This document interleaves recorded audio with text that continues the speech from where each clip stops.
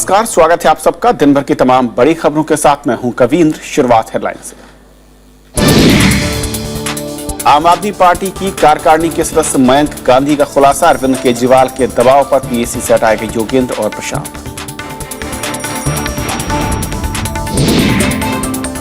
DVC ने विदेशों में किया निर्भया पर बनी डॉक्यूमेंट्री का प्रसारण, सरकार ने भेजा कानूनी नोटिस, मामले की जांच शुरू। आईएनएलडी नेता ओम प्रकाश चौटाला और अभय चौटाला को दिल्ली हाईकोर्ट से झटका, 10 साल की सजा बरकरार। हरियाणा के शिक्षक भर्ती घोटाले का मामला। भूमि अधिग्रहण विधेयक पर प्रधानमंत्री की सफाई, कहा विकास के लिए कानून में बदलाव। विपक्ष पर किसानों को गुमराह करने का लगाया आरोप। देश भर में होली की धूम, उड़ने लगे अबीर और गुलाल। राष्ट्रपति, उपराष्ट्रपति और प्रधानमंत्री ने दी देशवासियों को बधाई।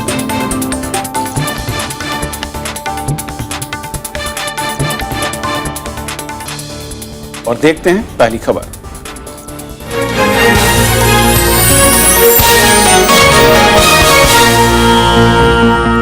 प्रशांत भूषण और योगेंद्र यादव को पॉलिटिकल अफेयर्स कमेटी से निकाले जाने के बाद भी आम आदमी पार्टी में घमासान थमता नहीं दिख रहा। राष्ट्रीय कार्यकारिणी के सदस्य मयंक गांधी ने अपने ब्लॉग के जरिए आरोप लगाया कि पार्टी संयोजक अरविंद केजरीवाल की जिद के चलते ही दोनों नेताओं को पीएसी से हटाया गया। उधर योगेंद्र यादव ने भी मयंक गांधी के आरोपों पर मुहर लगा दी। योगेंद्र यादव और प्रशांत भूषण को पीएसी से निकाले जाने के बाद पार्टी दो खेमों में बढ़ती दिख रही है। राष्ट्रीय कार्यकारिणी के सदस्य और महाराष्ट्र से पार्टी नेता मयंक गांधी ने दोनों नेताओं के खिलाफ हुई कार्रवाई के लिए पार्टी के संयोजक और दिल्ली के मुख्यमंत्री अरविंद केजरीवाल को सीधे सीधे जिम्मेदार ठहराया है। मयंक ने अपने ब्लॉग में लिखा कि जिस तरह से सार्वजनिक तौर पर प्रशांत भूषण और योगेंद्र यादव को बाहर निकाला गया, उससे उन्हें धक्का लगा है। नहीं, देखिए, कल कुछ जो नेशनल एग्जीक्यूटिव में क्या हुआ था, ये हम समझते हैं कि वॉलंटियर्स, जो लाखों वॉलंटियर्स पूरे देश भर से, विदेश से हमें लिख रहे थे, उनको बताने की जरूरत थी ट्रांसपेरेंटली, और वो मैंने बताई है। अरविंद केजरीवाल या पार्टी के खिलाफ अभी तक सार्वजनिक तौर पर कुछ भी नहीं कहने वाले योगेंद्र यादव ने मयंक गांधी के आरोपों पर मुहर लगा दी है कि इस दुनिया में अंततः सच सामने आ जाता है। Finally truth prevails. उधर अरविंद केजरीवाल खेमे के नेता आशीष खेतान ने मयंक गांधी के इस ब्लॉग का जवाब ट्विटर के जरिए दिया है। खेतान ने ट्वीट के जरिए बयानबाजी के बजाय कामकाज को तरजीह देने की नसीहत दी है। इस मुद्दे पर विपक्षी पार्टियां भी आम आदमी पार्टी की कार्यप्रणाली पर सवाल उठा रहे हैं। I think what Shri Mayank Gandhi has said is what Shri Yogendra Yadav and Prashant Bhushan ji has also raised. Apparently, it seems that the party which promised to be a party with difference has got down into a power struggle mode. ये एक बिल्कुल एक plan script की तरह से हुआ है। इसके निर्माता निर्देशक अरविंद केजरीवाल हैं। आम आदमी पार्टी के कई नेताओं को इससे पहले भी पार्टी से बाहर का रास्ता दिखाया गया है। विनोद कुमार बिन्नी, शाजिया इल्मी, अश्विनी उपाध्याय जैसे नेताओं ने पार्टी संयोजक अरविंद केजरीवाल पर तानाशाही के आरोप लगाए थे। विपिन चौहान, राज्यसभा टीवी। और आम आदमी पार्टी के अंदर चल रही उठापटक और बयानों के बीच और समझने की कोशिश करेंगे कि असल में किस रास्ते पर यह पार्टी बढ़ती हुई दिख रही है। हमारे साथ हैं जनसत्ता के संपादक और वरिष्ठ पत्रकार ओम थानवी जी। स्वागत है आपका। सबसे पहले तो जो मयंक गांधी जो लिख रहे हैं और जिस तरीके से उनकी बातों पर यकीन किया जाए, जिन्होंने मीटिंग के बारे में खुलासा किया है, यानी सीधे तौर पर अरविंद केजरीवाल के जरिए स्क्रिप्ट लिखी जा रही है, फिर अरविंद केजरीवाल की शय पर सब कुछ हो रहा है, तो फिर वो तमाम सिद्धांत, वो बातें जिससे पहले पार्टी करती रही थी, वो बेमानी लगती हैं। मुझे लगता है कि असंतोष तो है, पर वो असंतोष कुछ बहुत बढ़ चढ़ के सामने आ रहा है। और मैं मानता हूं कि इस बात को केजरीवाल जो हैं वो ठीक ठीक से सामने आ नहीं पा रहे हैं, जबकि उनको आना चाहिए। वो खुद पारदर्शिता की बात करते रहे हैं। कपिल सिब्बल के साथ जब लोकपाल की बैठकें होती थी, तब मयंक का कहना है कि वो ये कहते थे कि हमको कपिल सिब्बल कहते हैं कि आप बाहर जाकर के बात नहीं करेंगे, तो केजरीवाल कहते थे कि बाहर जाके बात क्यों नहीं करेंगे, हम सच्चाई और पारदर्शिता के हक में हैं, हम लोगों का प्रतिनिधित्व करते हैं, हम राजनीति में हैं तो हम लोगों के साथ बात को साझा करेंगे।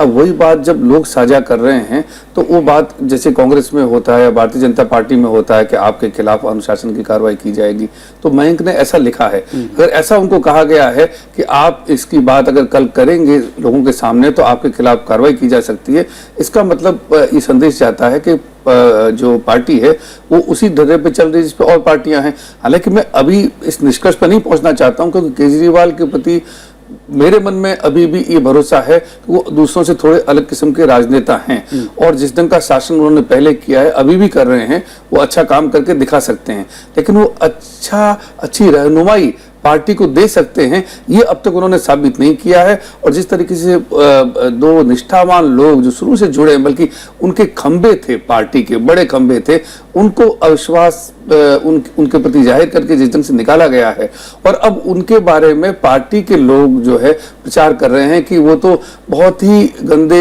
उम्मीदवारों को लाना चाहते थे। हमने तो अब तक ये सुना है कि वो गंदे उम्मीदवारों के खिलाफ बात कर रहे थे, तो अगर वो ऐसे उम्मीदवारों को लाना चाहते थे तो इसका प्रमाण सामने आना चाहिए। तो इसलिए ये पार्टी अगर उस रास्ते पे चली जाती है जो राजनीति हम पहले से देखते आए हैं, तो जिन लोगों का सद्भाव इनके प्रति था, हम खुद सद्भाव जाहिर करते थे कि नई राजनीति की हवा इस पार्टी के जरिए अगर आती है तो आने देना चाहिए, उन सब का मोहभंग जो है वो ना हो, इसके लिए केजरीवाल को जो है सामने आना चाहिए। वो पर्दे के पीछे बीमारी है वो तो ठीक है, इलाज के लिए आ सकते हैं, लेकिन कल तो वो दिल्ली में ही थे और लोगों से मिल भी रहे थे। जब पार्टी संयोजक है, पार्टी अगर क्राइसिस में है तो सामने आना चाहिए, इसलिए उनकी छवि को ठेस पहुंच रही है। मेरा मानना है पार्टी को तो नुकसान पहुंच ही रहा है, केजरीवाल के नाम पे पार्टी खड़ी हुई है, केजरीवाल नहीं खड़ी की है। इसको योगेंद्र यादव भी मानते हैं, सबको मानना चाहिए कि पार्टी का चेहरा केजरीवाल है, लेकिन केजरीवाल को भी समझना चाहिए कि अकेले एक आदमी से कभी भी कोई पार्टी नहीं चल सकती है। खड़ी हो सकती है लेकिन बाद में कारवां बनता चला जाता है, वो कारवां बनता चला गया है। अब इस पार्टी को सिर्फ अकेले नाम से एक ठप्पे से चलाना बहुत आसान नहीं होगा, आपको सबको साथ लेके चलना होगा। और कल तक जब ये बातें होती थी या दूसरी पार्टियों पर आरोप लगाते थे केजरीवाल उनके जो दूसरे साथी हैं कि आंतरिक लोकतंत्र पार्टियों में नहीं है और हमारी पार्टी उससे अलग होगी, आंतरिक लोकतंत्र होगा। कल की बैठक के बाद तमाम प्रवक्ताओं से हमने जब बात की इस मसले पर बातचीत करी, उन्होंने कहा कि बैठक के बारे में हम कोई चर्चा नहीं कर सकते। साफ तौर पर ऐसा दिखता है कि जिस आंतरिक लोकतंत्र की दुहाई केजरीवाल देते थे उससे खुद और उनकी पार्टी दूर खड़ी नजर आ रही है आज। निश्चय ही, और ऐसे लोग जो कल राजनीति में आए हैं, मेरे ख्याल में उन्होंने गांधी को नहीं पढ़ा, उन्होंने मार्क्स को नहीं पढ़ा, और योगेंद्र यादव जैसा कद्दावर आदमी वो आपको विवेक की छाया देते हैं। ऐसे लोग कितनी पार्टियों में ऐसे लोग होंगे जो इतने पढ़े लिखे भी होंगे और इतनी विनम्रता से, बल्कि कई बार तो उनकी विनम्रता मुझको जरूर से ज्यादा विनयशीलता लगती है और ठीक से मेरे ख्याल में वो लड़ भी नहीं पाते हैं जो अपनी बात के लिए लड़ना चाहिए। पर बात यह है कि आप इस तरह के लोगों को अगर लात मार के बाहर निकाल देंगे तो फिर आप आंतरिक लोकतंत्र की और पारदर्शिता की बात नहीं करेंगे। और जो मैंने कहा, इतना जबरदस्त विश्वास हमारी राजनीति में किसी पार्टी को हासिल नहीं हुआ और अचानक मैं ये देख रहा हूं कि उनके समर्थक जो हैं वहां समर्थक गए थे और पोस्टर लेके गए थे कि हमें एकता चाहिए, हम नहीं चाहते हैं कि हमारे ये लोग आपस में लड़ें। उसके बावजूद आपने बाहर निकाल दिया। ऐसी क्या मजबूरी थी कि आप मतलब रातों रात उनको कहें कि आप घर जाइए? ये अहंकार की बात जो शपथ के तुरंत बाद में बड़ी अच्छी बात कही थी केजरीवाल ने कि हमको अहंकार बहुत जल्दी आएगा, इतनी सत्ता जो है, ये पुरानी कहावत है कि power corrupts, absolute power corrupts absolutely. तो उन्होंने चेताया था, पर उन्होंने किनको चेताया था? मेरे ख्याल में पहले खुद उनको चेतने की जरूरत है। और पार्टी के कुछ लोग ऑफ द रिकॉर्ड ये कहते हैं कि जो फैसला हुआ वो बहुमत के साथ लिया गया। ठीक है, लेकिन मायने क्या है कि जो बात प्रशांत भूषण या फिर जो बात योगेंद्र यादव जिन सवालों को खड़ा कर रहे थे उन पर चर्चा क्यों नहीं? उन पर भी बहुमत के साथ फैसला हो सकता था अगर पार्टी वाकई पारदर्शी होती। और उन लोगों के खिलाफ भी तो फिर कार्रवाई हो सकती थी जिनकी ईमेल सामने आई, जिन्होंने योगेंद्र यादव को प्रशांत भूषण को साजिश करने वाला बताया। शांति भूषण जो हैं उनके व्यवहार को लेकर तो मेरे मन में खुद संशय रहता है कि उन्होंने जिस तरीके से पार्टी के खिलाफ बोला, उन्होंने किरण बेदी की तारीफ की वगैरह, तो उनके बारे में कोई कहता है तो मैं तत्काल मान सकता हूं, लेकिन प्रशांत भूषण या योगेंद्र यादव का कोई बयान मेरे जानने में अब तक ऐसा नहीं आया है। लेकिन अगर उनके खिलाफ कार्रवाई की है तो वो लोग जिनके तो हमने आंखों से प्रेस कॉन्फ्रेंस में बोलते हुए सुना है, वो कल राजनीति में आए हैं। उन्होंने जब अपने ही बड़े नेताओं के बारे में षड्यंत्रकारी कह दिया, उनको साजिश करने वाला कहा, तो उनके खिलाफ भी कार्रवाई होनी चाहिए। अगर नहीं करते हैं, इसका मतलब क्या माना जाएगा कि वो केजरीवाल के करीबी लोग हैं और केजरीवाल के इशारे पर ही काम कर रहे थे। तो फिर तो ये राजनीति हम देख ही रहे हैं ना, देश में आजादी के बाद क्या देख रहे हैं, और क्यों लोगों ने इतना आपको जबरदस्त समर्थन दिया कि आप बिल्कुल अलग किस्म की राजनीति कर रहे हैं, आप बहुत साफ बातें करते हैं। तो तभी तो ये प्रशांत भूषण योगेंद्र यादव कहते थे, जिन चेकों की बात जो है वो भाजपा ने उठाई, वो अंदर उठा रहे थे कि हमको थोड़ा सजग रहना चाहिए। अंदर का आदमी कहता है वो हित में कहता है, बाहर का आदमी कहता है वो आपको नुकसान पहुंचाना चाहता है। पार्टी के लोग कहते हैं कि वो पार्टी को नुकसान पहुंचाने की इस तरह की बात, वही तो मैं कह रहा हूं ना कि ये आप बहाना बना रहे हैं। कोई भीतर का आदमी आपको नुकसान पहुंचाने के लिए ये बात नहीं कह सकता है, वो आपको फायदा पहुंचाने को कह सकता है। इसको अगर ये भरोसा अगर आपका टूट गया तो आप उनको कहिए कि आप पार्टी से जाइए ना, फिर आप पीएसी से क्या निकालते हैं, आप उनको घर भेज दीजिए। एक आखिरी सवाल ओम जी की, क्या सोशल मीडिया में, क्योंकि आज काफी ज्यादा चर्चा है, कमेंट्स लिखे जा रहे हैं और ये कॉमन सा जुमला इस्तेमाल हो रहा है कि आप भी चाटुकारों की पार्टी है और वहां पर भी केजरीवाल उन्हीं से घिर चुके हैं, क्या वाकई ऐसा दिख रहा है इस पूरे घटनाक्रम के बाद? देखिए, अभी मैंने कहा कि इसमें केजरीवाल का मैं दोष मानता हूं, और वो जितने साफ बातें करते रहे हैं, उनके जितना कहना चाहिए कि आर्टिकुलेट, बहुत साफ बात करने वाला आदमी राजनीति में कम है। और वो अचानक अब जो है वो चुप हैं और लोग बोल रहे हैं। तो वो लोग क्यों बोल रहे हैं? आप पार्टी की कमान संभाले हुए, संयोजक पद आपके पास में है, इस्तीफा दिया है, इस्तीफा मंजूर नहीं होता है वगैरह। मेरा मानना यह है कि ये जो छाया पड़ रही है, ये जो धुंधल का छा रहा है, उसकी जिम्मेदारी अंततः उनके ऊपर आएगी। और ऐसा तो है नहीं, इतने भोले तो है नहीं कि वो इन चीजों को जानते नहीं है। तो अगर वो सचमुच, जैसे उन्होंने कहा मैं दुखी हूं, आहत हूं, तो दुखी और आहत किस चीज के ऊपर है उन्होंने साफ नहीं किया, फिर भी उनको बोलने में देर हुई, अंततः बोले और उसके बाद कार्रवाई हो गई योगेंद्र यादव और प्रशांत भूषण के खिलाफ। तो जो लोग बोल रहे थे, लोग ये मानेंगे कि एक संगठन या एक गुट ऐसा बन रहा है, और लोग बात करने लगे योगेंद्र गुट, इनका गुट। तो ये गुटबाजी अगर पैदा हो गई है तो ये तो बहुत ही दुर्भाग्यपूर्ण है और पार्टी के लिए खतरनाक भी है। बहुत बहुत शुक्रिया ओम थानवी जी इस पूरे मसले पर बातचीत करने के लिए आपका। तो ये थी हमारी पहली खबर। छोटा सा ब्रेक के उस पार दिन भर की दूसरी बड़ी खबरें।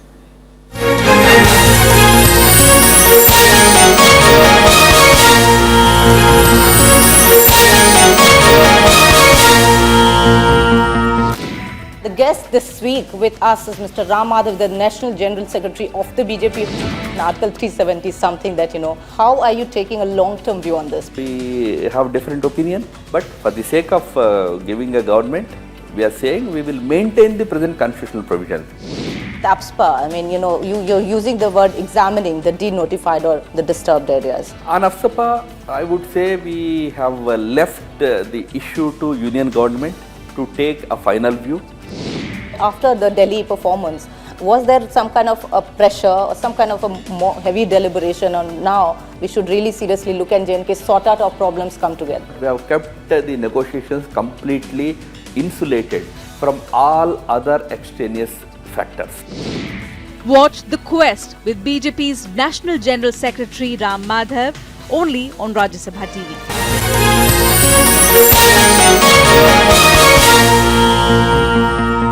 निर्भया पर बनी डॉक्यूमेंट्री पर सरकार की रोक के बावजूद बीबीसी ने दुनिया के कई देशों में इसका प्रसारण कर दिया। जवाब में सरकार ने बीबीसी को कानूनी नोटिस भेज दिया है।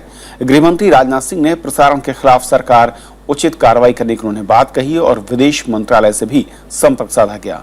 उधर बीबीसी ने साफ किया है कि भारत में वो डॉक्यूमेंट्री का प्रसारण नहीं करेंगे। हालांकि सरकार के निर्देश के बाद गूगल इंटरनेट से भी इस डॉक्यूमेंट्री को साइट से हटा दिया गया। संसद में केंद्रीय गृह मंत्री के आश्वासन के कुछ घंटों बाद ही बीबीसी ने लंदन से डॉक्यूमेंट्री का प्रसारण कर दिया। अब सरकार का कहना है कि वो बीबीसी के खिलाफ उचित कार्रवाई पर विचार कर रही है। जो भी आवश्यक होगा, यदि शर्तों का उल्लंघन हुआ है, तो शर्तों का उल्लंघन हुआ है तो निश्चित रूप से कार्रवाई होगी। राजनाथ सिंह ने इस घटना के बाद सूचना प्रसारण मंत्रालय को जरूरी निर्देश दिए हैं और विदेश मंत्रालय के जरिए बीबीसी से भी संपर्क साधा गया। बीबीसी की ओर से भारत में इस डॉक्यूमेंट्री का प्रसारण नहीं करने का आश्वासन दिया गया है। केंद्रीय संचार और प्रौद्योगिकी मंत्रालय ने YouTube से डॉक्यूमेंट्री हटाने को कहा है। We are going to take action under the law, whatever is required to further ensure that this documentary, particularly the part which transgresses the law, is not screened. Documentary दिसंबर 2012 में दिल्ली में हुए Nirbhaya gangrape पर आधारित है, जिसका 8 मार्च को महिला दिवस के मौके पर एनडीटीवी और बीबीसी में एक साथ प्रसारण होना था। निर्भया के पिता भी सरकार के कदमों से सहमत हैं, लेकिन उनके मुताबिक फिल्म दिखाने में कुछ भी गलत नहीं है। राजनेताओं से लेकर सामाजिक कार्यकर्ताओं में इस पर राय बटी हुई है। उस पर रोक लगा रहे हैं तो उनके साथ में हूँ, समर्थन है मेरा, लेकिन हमारा पर्सनल अगर देखा जाए तो इससे हमें कोई मायने नहीं रहता, कोई फर्क नहीं पड़ता, दिखाया जाए ना दिखाया जाए। It is a sad day for the women of India and women of the world that the rapist of India's daughter Nirbhaya is being glorified by BBC. इसमें जिस तरह के तर्क आ रहे हैं, सारी चीजें आ रही हैं फिल्म में अक्यूज्ड की तरफ से, उसका गलत असर कोर्ट की प्रक्रिया पर जाएगा। गौरतलब है कि इंडियाज डॉटर नाम से बनी बीबीसी के इस डॉक्यूमेंट्री में 23 साल की पैरामेडिकल छात्रा से दुष्कर्म के दोषी मुकेश सिंह का तिहाड़ जेल में इंटरव्यू किया गया था। इसमें मुकेश ने महिलाओं और दिल्ली पुलिस के खिलाफ अपमानजनक बातें की थी। सरकार ने कहा कि जेल के भीतर बीबीसी के इंटरव्यू में नियमों का पालन नहीं किया गया है। Bureau report, Rajya Sabha TV. उधर प्रधानमंत्री नरेंद्र मोदी ने भूमि अधिग्रहण विधेयक को लेकर विपक्षी दलों पर किसानों को गुमराह करने का आरोप लगाया है। मध्य प्रदेश के खंडवा जिले में थर्मल पावर प्लांट के लोकार्पण के मौके पर प्रधानमंत्री ने कोल ब्लॉक आवंटन में गड़बड़ी को लेकर पिछली यूपीए सरकार पर तंज कसा, साथ ही लोगों को बिजली बचाने की नसीहत भी दी। मध्य प्रदेश के खंडवा जिले में थर्मल पावर प्लांट के लोकार्पण के मौके पर प्रधानमंत्री ने भूमि अधिग्रहण को लेकर सफाई दी। उन्होंने कहा कि पिछली सरकार के बनाए कानून से विकास के कामों में रुकावट आ रही थी। वे कानूनों में बदलाव कर रहे हैं तो किसानों को बरगलाया जा रहा है। अस्पताल बनना चाहिए कि नहीं बनना चाहिए? क्या अस्पताल आसमान में बनेगा? क्या जमीन पर बनेगा कि नहीं बनेगा? ये पुरानी सरकार ने अस्पताल के लिए भी जमीन देने से मना कर दिया था। मुझे बताइए, जमीन देने का कानून बनना चाहिए कि नहीं बनना चाहिए? किसानों को भड़काने के लिए कुछ लोग मैदान में आए हैं। आप उनको पहचानिए, उनको पहचानना बहुत जरूरी है। नरेंद्र मोदी ने कहा कि बिजली की कमी दूर करने के लिए नई परियोजनाएं शुरू की जाएंगी। पिछले 10 माह में बिजली उत्पादन में 11% की बढ़ोतरी हुई है। प्रधानमंत्री ने हर गांव तक बिजली पहुंचाने और बिजली बचाने पर जोर दिया। बिजली बचेगी तो कोयला बचेगा, बिजली बचेगी तो गैस बचेगा, बिजली बचेगी तो डीजल बचेगा, जो कभी आने वाली पीढ़ियों के काम आएगा। खंडवा में Shri Singaji thermal power project के तहत 600 मेगावाट क्षमता की 2 इकाइयों का लोकार्पण किया गया। वहीं परियोजना के दूसरे चरण की आधारशिला भी रखी गई। प्रधानमंत्री ने इस मौके पर यूपीए पर जमकर हमला किया। उन्होंने कहा कि कोल ब्लॉक की नीलामी से साफ हो गया है कि कोयला खदानों के आवंटन में भारी गड़बड़ी हुई थी। प्रधानमंत्री ने कहा कि कोयला खदानों की पारदर्शी तरीके से नीलामी हो रही है और राज्यों को भी इसका फायदा मिलेगा। Bureau report, Rajya Sabha TV. केंद्र सरकार ने कहा है कि रिजर्व बैंक के रेपो रेट घटाने का फायदा जनता को जल्द मिलेगा। वित्त राज्य मंत्री जयंत सिन्हा ने आज बीजेपी मुख्यालय में प्रेस कॉन्फ्रेंस कर ये बात कही। रिजर्व बैंक ने कल रेपो रेट में 0.25% की कटौती की थी। 15 जनवरी को भी इसमें इतनी ही कटौती की गई थी। 1.5 महीने में 2 बार कटौती के बावजूद ज्यादातर बैंकों ने अब तक ब्याज दरें नहीं घटाई हैं। आरबीआई ने जनवरी में किया, अभी फिर कर दिया उन्होंने, और शायद और भी करेंगे। जैसे जैसे करेंगे बैंक अपने आप रेट कट्स करेंगे। इकोनॉमी में सब चीज़ लैग से होती है, ओवरनाइट लोग नहीं करते हैं। अगर आप लोगों का बयान पढ़े, बैंकों का बयान पढ़े, बैंकों में कई लोगों ने कहा है कि वो कंसिडर कर रहे हैं और होगा। सरकार ने खाद्य सुरक्षा कानून के तहत लाभार्थियों की संख्या 67 से घटाकर 40% करने की सिफारिश खारिज कर दी है। केंद्रीय उपभोक्ता मामले, खाद्य एवं सार्वजनिक वितरण मंत्री रामविलास पासवान ने आज इसकी घोषणा की। प्रधानमंत्री नरेंद्र मोदी ने कल संसद में इसका ऐलान किया था। शांता कुमार कमेटी का मानना है कि लाभार्थियों की संख्या घटाने से सब्सिडी में 40,000 करोड़ रुपए तक की बचत हो सकती है।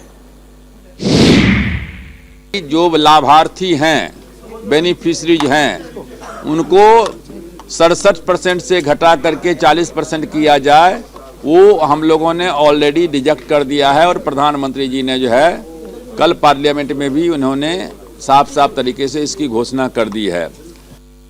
केंद्र सरकार असंगठित क्षेत्र के कामगारों को स्वास्थ्य बीमा और पेंशन जैसी सामाजिक सुरक्षाएं दिलाने के लिए बिल लाएगी। केंद्रीय श्रम मंत्री बंडारू दत्तात्रेय ने राज्यसभा में बुधवार को इसकी जानकारी दी। उन्होंने कामगारों को उचित मजदूरी दिलाने को अपनी प्राथमिकता बताया। ट्रेड यूनियनों ने न्यूनतम मजदूरी 10,000 से बढ़ाकर 15,000 रुपए करने की मांग तेज कर दी है। राज्यसभा में प्रश्नकाल की कार्यवाही के दौरान इस बारे में सरकार से सवाल भी किया गया। That why they are taking regressive step in the matter of fixing a minimum wage fit for human survival. At present the rates are not at all fit. इस मांग पर श्रम मंत्री ने उचित मजदूरी दिलाने पर अपनी प्रतिबद्धता जताई। बंडारू दत्तात्रेय ने बताया कि इस मामले को अंतर मंत्रालय समूह देख रहा है और इस पर जल्द फैसला होगा। Will be the workers' interest. Workers' interest and whatever the laws are there, whatever the rights are there, whatever the social security is needed, I will consider the first priority, number one. And at the same time, the employability is also very, very important. न्यूनतम मजदूरी कानून 1948 के मुताबिक केंद्र और राज्य सरकारें ही न्यूनतम मजदूरी में बदलाव कर सकती हैं। दरअसल न्यूनतम मजदूरी कई कारकों पर निर्भर करती है, इसलिए इनकी दर अलग अलग होती है। केंद्रीय श्रम मंत्रालय राज्य सरकारों के साथ मिलकर असंगठित क्षेत्र के मजदूरों को कई तरह की सामाजिक सुविधाएं दिलाने की कोशिश कर रहा है। इनमें स्वास्थ्य सुविधा और बच्चों की पढ़ाई के लिए वजीफा शामिल है। Main thrust will be unorganized sector. Unorganized sector, which constitutes 93% of the workforce, approximately 43 crore people. सर्वेक्षण के मुताबिक देश में संगठित और असंगठित क्षेत्र में 47 करोड़ लोग काम करते हैं। इनमें से 8 करोड़ संगठित और बाकी असंगठित क्षेत्र में हैं। कृति मिश्रा, राज्यसभा टीवी। कांग्रेस प्रवक्ता रणदीप सुरजेवाला को पार्टी का मीडिया प्रभारी बनाया गया है। कांग्रेस महासचिव जनार्दन द्विवेदी ने कहा कि सुरजेवाला अगले आदेश तक इस पद पर रहेंगे। पहले अजय माकन पार्टी के मीडिया प्रभारी थे, जिन्हें हाल ही में दिल्ली कांग्रेस का अध्यक्ष बनाया गया। हरियाणा की कांग्रेस सरकार में मंत्री रह चुके सुरजेवाला का चयन राहुल गांधी ने किया है। बलात्कार की घटनाएं सोनिया गांधी, कांग्रेस उपाध्यक्ष श्री राहुल गांधी और पूरे कांग्रेस नेतृत्व का शुक्रगुजार हूं कि उन्होंने ये जिम्मेवारी अगला अरेंजमेंट पूरा होने तक मुझे और सारे साथियों को दी है। दिल्ली हाईकोर्ट ने शिक्षक भर्ती घोटाले में हरियाणा के पूर्व मुख्यमंत्री ओम प्रकाश चौटाला की सजा बरकरार रखी है। उनके बेटे अजय चौटाला और 3 अन्य दोषियों की सजा में भी कोई बदलाव नहीं किया गया। सीबीआई की विशेष अदालत ने इन सबको 10-10 साल कैद की सजा सुनाई थी। हरियाणा के जेबीटी भर्ती घोटाले में दोषी ओम प्रकाश चौटाला और उनके बेटे अजय चौटाला को दिल्ली हाईकोर्ट ने भी राहत नहीं दी है। हाईकोर्ट ने अपने आदेश में कहा है कि शिक्षकों की भर्ती में नियमों को तोड़ा गया और इसमें भ्रष्टाचार का बोलबाला रहा। कोर्ट ने ये कहा है कि जो अक्यूज नंबर 1 से 5 ओम प्रकाश चौटाला जी, अजय चौटाला जी हैं, उनके वही जो सेम 10 साल की सजा वो बरकरार रखी है। तो इस फैसले को हम देखने के बाद हम इसकी सर्वोच्च न्यायालय में अपील दायर करेंगे। सीबीआई की विशेष अदालत ने ओम प्रकाश चौटाला और अजय चौटाला के अलावा शेर सिंह बादशामी को भी दोषी ठहराया था। हालांकि हाईकोर्ट ने 50 अन्य दोषियों की सजा घटाकर 2 साल कर दी है। बाकी जो मुजरिम है उनकी सजा कम की है, 2 साल तक की है, जो टीचर्स वगैरह हैं, लेकिन अपील सभी मुजरिम की डिसमिस कर दी है। केवल क्वांटम ऑफ सेंटेंस पे कुछ मुजरिम को रिहाई दिया हाईकोर्ट ने।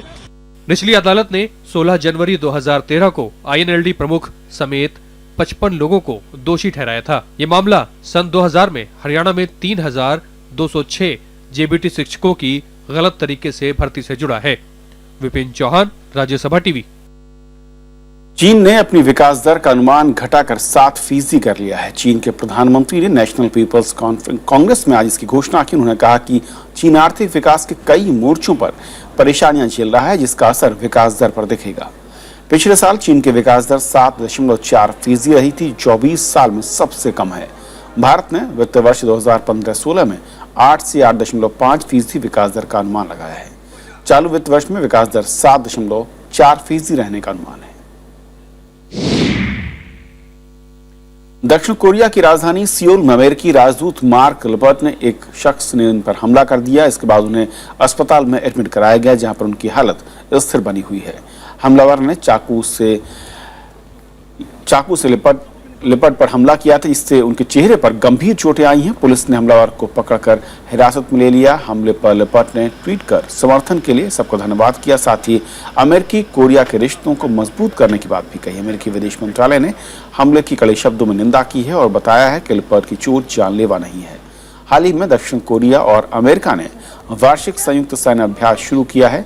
हमलावर उसका विरोध कर रहा था। पुलिस के मुताबिक वो दक्षिण और उत्तरी कोरिया के एकीकरण की भी मांग कर रहा था। भारत और वेस्टइंडीज के बीच शुक्रवार को पर्थ में मुकाबला होगा। भारतीय टीम अपने 3 मैच जीतकर पूल बी में सबसे ऊपर है, जबकि वेस्टइंडीज 4 में से 2 मुकाबले जीतकर तीसरे नंबर पर। मुकाबले में सबसे दिलचस्प भारतीय गेंदबाजी बनाम क्रिस गेल का मुकाबला होगा। गेंदबाजों के सामने गेल से निपटना सबसे बड़ी चुनौती होगी।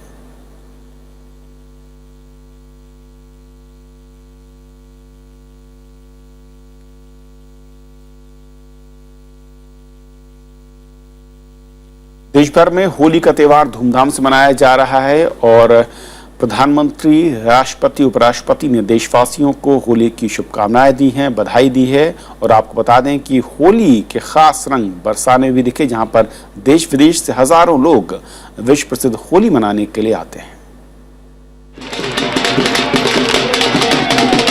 लाठियां चलाते ये लोग देश की पारंपरिक होली के प्रतीक हैं। बरसाने की होली दुनिया भर में अपने अलग अंदाज के लिए जानी जाती है। यहाँ जमा सैकड़ों लोग देश के अलग अलग हिस्सों से होली का आनंद लेने के लिए जमा हुए हैं। First time I am coming from Delhi, तो बहुत ही अच्छा एक्सपीरियंस है यहाँ पे। और ये जो मतलब आनंद है वो कहीं कहीं देखने को नहीं मिलता। इंडिया में नहीं, पूरे वर्ल्ड में कहीं देखने को नहीं मिलता। रंग बिरंगी पोशाकों में यहाँ मौजूद लोगों की आस्था होली से जुड़ी है। बरसाने को कृष्ण की जन्मभूमि माना जाता है, इस वजह से यहाँ होली का विशेष महत्व है। ये लोग होली के पर्व पर राधा कृष्ण की पूजा अर्चना भी करते हैं। ये परंपरा आज से 5240 वर्ष पूर्व यानी कृष्ण काल की है। भगवान कृष्ण की ससुराल है बरसाना, और ससुराल में होली खेलने का जो चाप होता है उससे आप भी सभी भली भांति परिचित हैं। बरसाने की होली की खास बात यह है कि यहाँ पर लोग सिंथेटिक रंगों के बजाय अबीर, गुलाल और फूलों से होली खेलते हैं।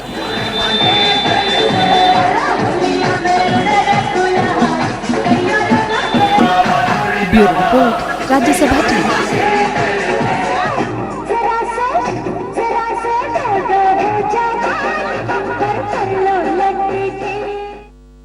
खबरों के सफर में इतना ही। नमस्कार।